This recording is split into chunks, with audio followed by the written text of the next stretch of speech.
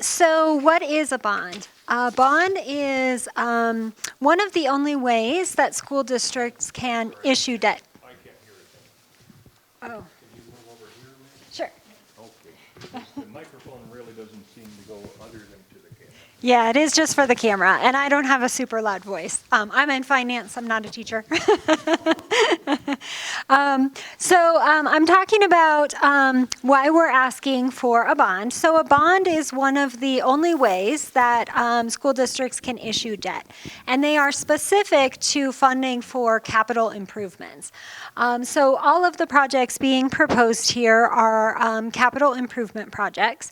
And if you're familiar with the Colorado funding model, we are one of the lower ranked states in terms of our per pupil funding. So the amount of funding that we have available for operating expenses is already stretched very thin. So in order to be able to do large projects like capital improvements, new construction, we do have to issue debt in order to do those projects. So that's what a bond is. I like to describe bonds as very similar to your own personal mortgage. The district issues the debt and sells the bonds. We get cash up front in order to be able to fund the projects, and then we pay that back over time, typically 20 or 30 years.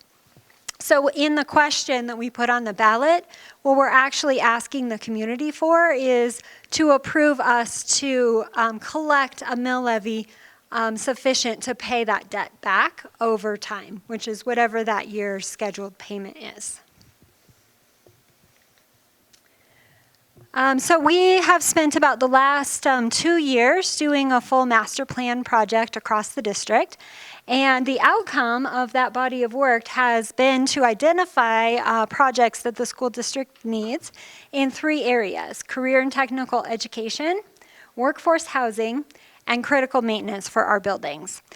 So with that, I'm going to turn it over to some of my other colleagues in the room, and we're going to talk a little bit more about each of these areas.